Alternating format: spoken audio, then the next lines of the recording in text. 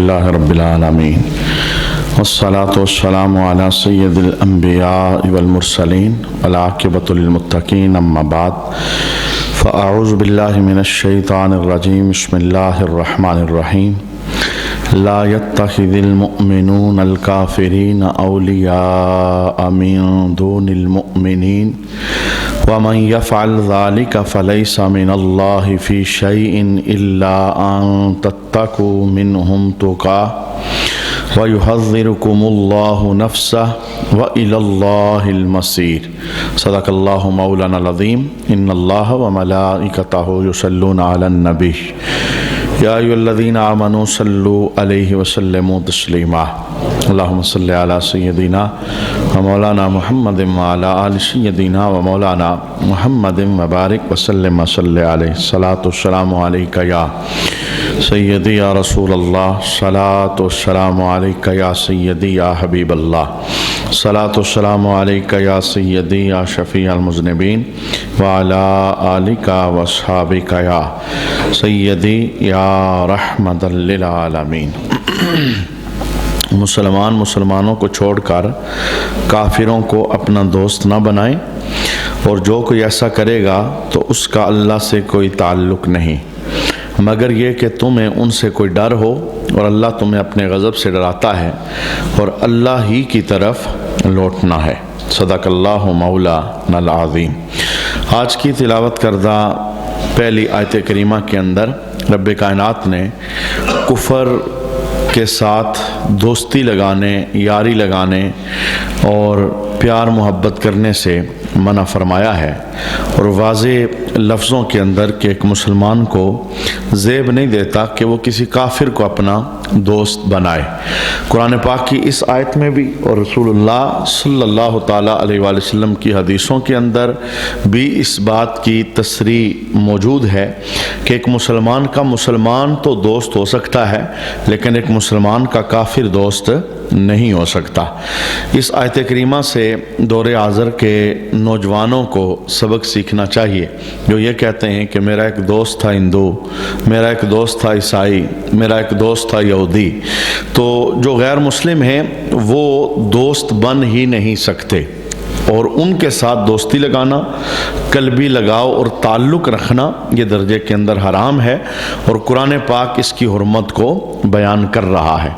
دو چیزیں ہیں، قرآن پاک نے کہا کہ اگر تمہیں ان سے کوئی ڈر ہے، جان کا خطرہ ہے یا کوئی مال کا خطرہ ہے، یا ایک تیسری چیز جیسے آج کل ہمارے مسلمانوں کی ایک اکثریت ہے جو کافروں کے ملک کے اندر روزگار کے سلسلے کے اندر موجود ہے، تو یہ ایک مجبوری ہے، یعنی جتنا تعلق ظاہری طور پر ان سے رکھنا، کاروبار کرنا ہے، اکٹھے کام کرنا ہے تو ظاہری برتاؤ وغیرہ، لیکن کبھی بھی دلی لگاؤ ان کے ساتھ نہیں رکھنا اور دلی تعلق ان کے ساتھ نہیں رکھنا، یارانے ان کے ساتھ نہیں رکھنے، نہ ان کی دعوتوں میں جانا، نہ انہیں اپنے فنکشن میں بلانا، بس ظاہری جو برتاؤ ہے، جو کام کے اعتبار سے یا اکٹھی جاب ہے تو اس اعتبار سے جتنا ضرورت ہے اتنا کر سکتے ہیں، وگرنہ اس چیز پر ڈٹ کر زندگی بسر کرنا کہ میں نہ ظاہری اور نہ چھپا ہوا کافر کے ساتھ کوئی تعلق نہیں رکھوں گا۔ اگر ہم اسے پڑھنا چاہیں تو امام علی مقام امام حسین رضی اللہ تعالیٰ عنہ کی زندگی سے پڑھ سکتے ہیں کہ باطل کے سامنے ڈٹنا اور باطل کا انکار کر دینا یہ امام علی مقام کی مبارک زندگی سے سیکھا جا سکتا ہے۔ آپ نے باطل کے ہاتھ کے اندر ہاتھ نہیں دیا، انکار کیا، شہید تک ہو گئے، پورا خاندان شہید کروا دیا، لیکن آپ نے باطل کے سامنے دبنے کا نام نہیں لیا۔ تو ایک ایمان والے بندے کو اپنے ایمانی جذبے سے سرشار ہو کر کافروں سے ہمیشہ دور ہی رہنا چاہیے، اور کافروں کے ساتھ تعلق یارانے نہیں بنانے چاہیے۔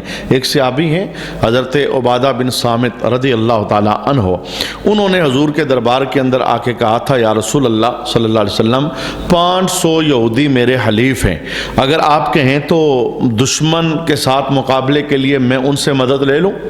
یعنی ان کی مدد مجھے مل جائے گی تو دشمن پر میں حاوی ہو جاؤں گا۔ عبادہ بن صامت رضی اللہ تعالیٰ عنہ نے جس وقت رسول اللہ صلی اللہ علیہ وسلم کے دربار کے اندر یہ اجازت مانگی کہ 500 یہودیوں کے ساتھ میرا بڑا گہرا تعلق ہے، یارانہ ہے، اور میں جو کہوں گا وہ کریں گے، جان تک دینے کے لیے وہ تیار ہیں، تو کیا ان کی مدد میں لے لوں؟ تو اس موقع پر رب کائنات نے اس آیت کو اتارا کہ کبھی بھی کوئی کافر مسلمانوں کا دوست ہو سکتا نہیں، مسلمان کو مسلمان ہی کی مدد چاہیے اور مسلمان کو مسلمان ہی کی مدد کرنی چاہیے اور مسلمان کو مسلمان ہی سے مدد لینی چاہیے، کافروں سے حد الامکان جتنا دور ہو سکیں دور ہی ہونا چاہیے۔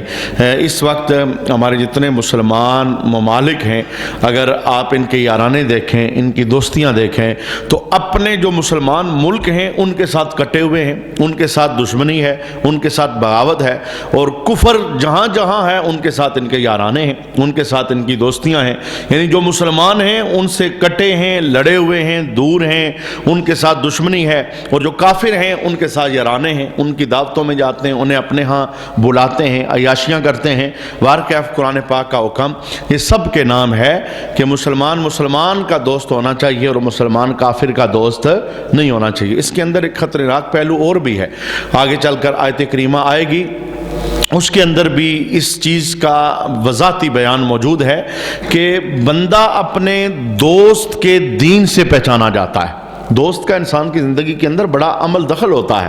اگر آپ اسے اس لحاظ سے دیکھنا چاہیں کہ ایک مسلمان کا کافر دوست نہیں ہونا چاہیے، تو اس لحاظ سے بھی دیکھ سکتے ہیں کہ ایک مسلمان کا فاسق دوست بھی نہیں ہونا چاہیے، یعنی ایسا دوست جو شرابی ہے، جواری ہے، غلط کام کرنے والا ہے، غلط رستوں پہ چلنے والا ہے، کیونکہ دوستی کے نقصانات باہر کیف کے انسان کو پہنچ جاتے ہیں، اور دوستی کے جو برے ثمرات ہوتے ہیں اس سے دیمک کی طرح بندہ نقصان محسوس کر لیتا ہے۔ تو اچھا دوست اس سے اچھی ہی خوشبو آئے گی، وہ اچھے رستے کی طرف لے کر جائے گا، اور برا دوست اگر برائی کی طرف لے کر نہ بھی گیا تو بدنامی ضرور دے گا۔ یعنی جس وقت پکڑے جاتے ہیں اور کوئی اس طرح کا معاملہ ہوتا ہے تو پھر سارے ایک ہی لسٹ میں ہوتے ہیں، کسی کو لوگ جدا نہیں کرتے کہ یہ تو نہیں تھا، یہ تو بڑا حاجی تھا، نمازی تھا۔ لہذا دوستیاں بناتے ہوئے اس بات کو پیش نظر رکھنا چاہیے، اچھا دوست ہونا چاہیے جس سے خوشبو آئے۔ شیخ سعدی شیرازی نے بڑا خوبصورت یہ سمجھانے کے لیے کہ اچھا دوست ہے وہ تو خوشبو دے گا تمہیں، تو آپ نے کہا کہ میں نے دیکھا مٹی ہاتھ میں اٹھائی تو اس سے خوشبو آنے لگی، تو میں نے مٹی سے پوچھا کہ تجھ سے تو کبھی خوشبو نہیں آئی، آج تجھ سے خوشبو آ رہی ہے، اس کا راز کیا ہے؟ تو شیخ سعدی کہتے ہیں مجھے مٹی نے جواب دیا کہ میرے اندر خوشبو نہیں تھی، میں نے تھوڑا سا ٹائم ایک دوست کی صحبت میں گزارا ہے۔ پوچھا کس دوست کی صحبت میں؟ کہا میں پھول کے ساتھ ہم نشین ہو گئی تھی اور پھول کی صحبت نے مجھے خوشبودار بنا دیا ہے۔ اب اگر پھول مٹی کے اندر جائے تو اسے خوشبودار بنا دیتا ہے۔ بہرکیف چونکہ اس وقت ہمارا یہ عنوان نہیں ہے کہ دوستیوں جو اچھی دوستیاں ہوتی ہیں اس کے فوائد کیا ہیں، اس کے ثمرات کیا ہیں، ہم نے اس وقت قرآن پاک کی آیت سے جو بنیادی مسئلہ سیکھا ہے وہ یہی ہے کہ ایک مسلمان کا کافر دوست نہیں ہو سکتا، مسلمان کو مسلمان ہی دوست بنانا چاہیے۔ اچھا، اس کے فوراً بعد ایک خوبصورت آیت جس کے اندر ہماری زندگی کا محاسبہ موجود ہے۔ اگر کوئی مسلمان اس آیت پر غور و فکر کرے تو اس کی زندگی کے تانے بانے درست ہو سکتے ہیں، آخرت کی منزل کی تیاری اس کے لیے آسان ہو سکتی ہے۔ رب کائنات نے قاری قرآن کی توجہ دلائی اپنی ذات کی جانب۔ اللہ ارشاد فرماتا ہے قُلْ إِن تُخْفُوا مَا فِي صُدُورِكُمْ أَوْ تُبْدُوهُ يَعْلَمْهُ اللَّهُ۔ اللہ ارشاد فرماتا ہے تم فرما دو کہ اب تم اپنے دل کی بات چھپاؤ یا ظاہر کرو، اللہ کو سب معلوم ہے۔ بات تمہاری دل میں ہے یا زبان پر آ گئی ہے، تم نے چھپا لی ہے یا بندوں کو بتا دی ہے، رب سب کچھ جانتا ہے۔ یعنی بندہ بندے سے تو کوئی بات چھپا سکتا ہے لیکن بندہ اللہ سے بات نہیں چھپا سکتا۔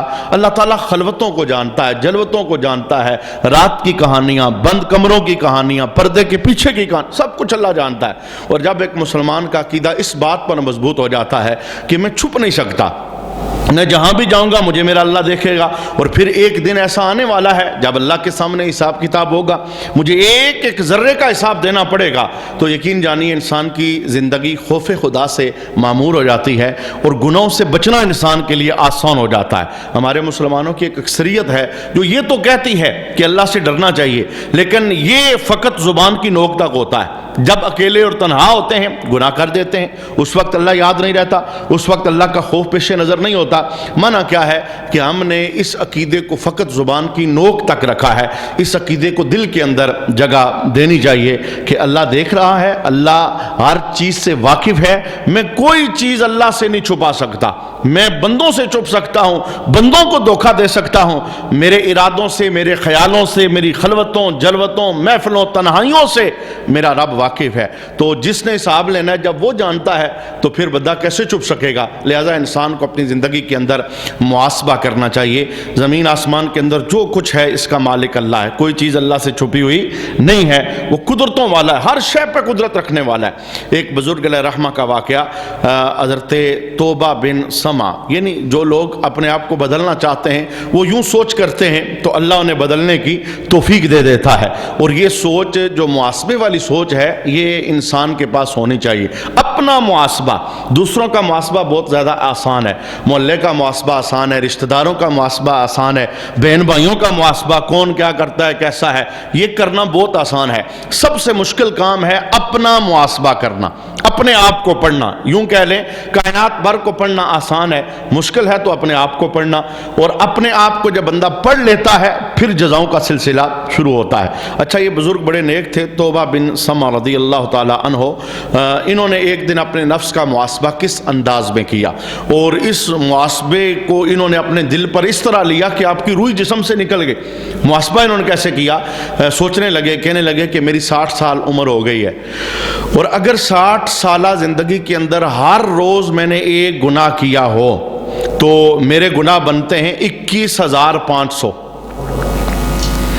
ایک گناہ اگر روز میں نے کیا ہے 21,500 میرے گناہ بنتے ہیں۔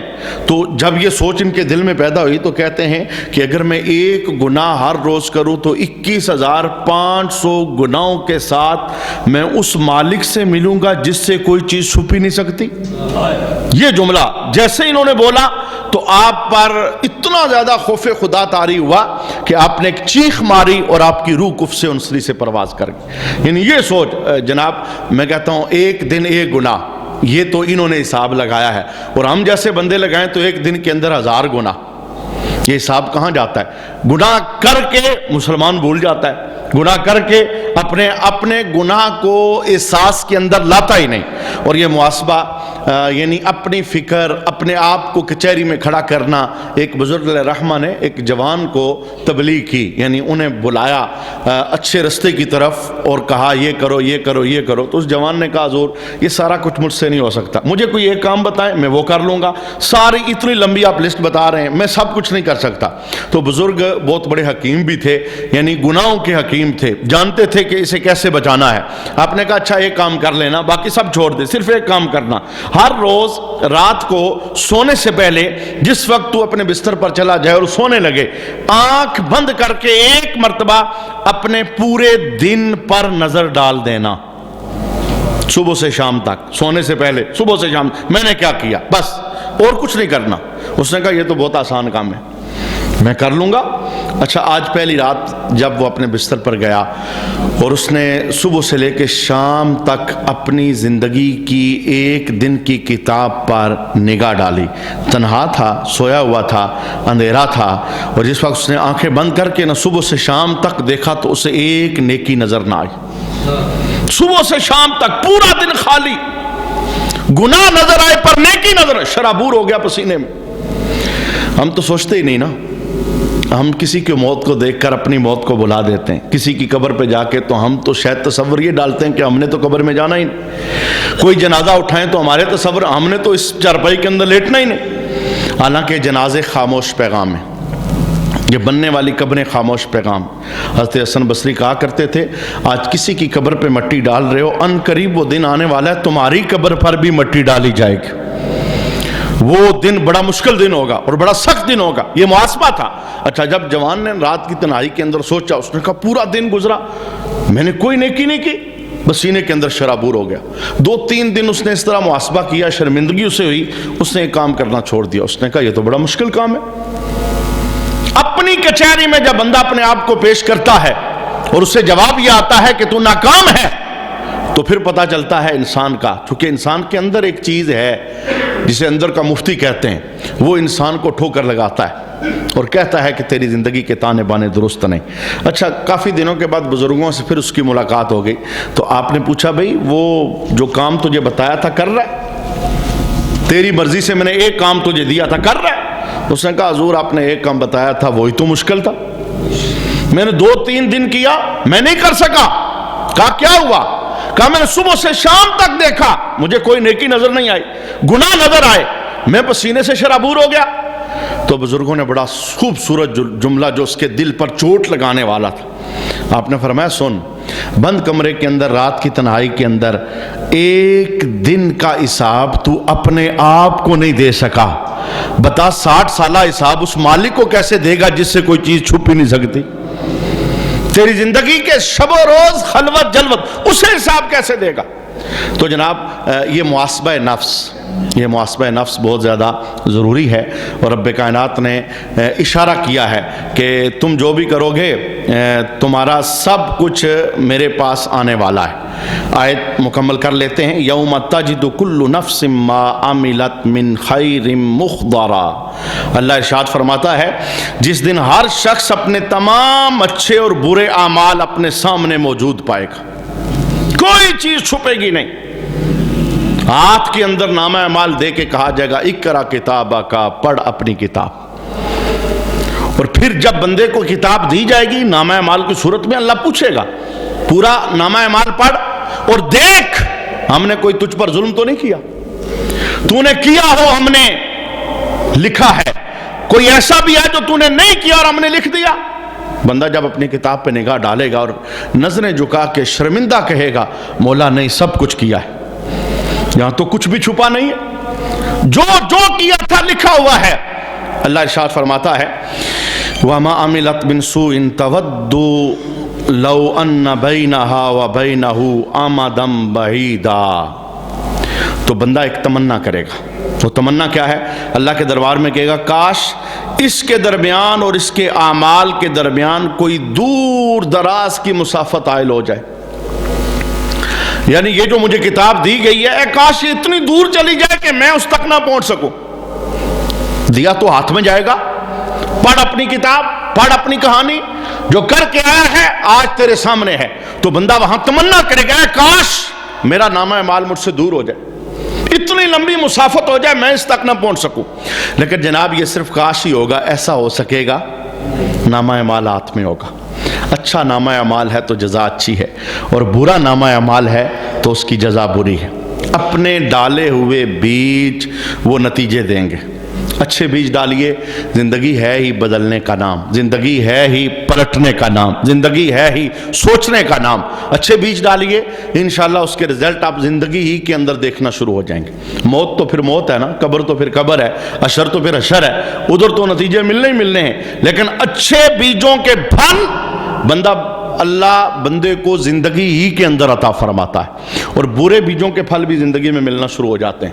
ہم اللہ کریم کے دربار کے اندر دعا کرتے ہیں اللہ کریم اس آیت کریمہ کو ہم سب کی بخششوں کا ذریعہ بنائے، اور قبر موت کی تیاری کی اللہ ہم سب کو توفیق نصیب فرمائے۔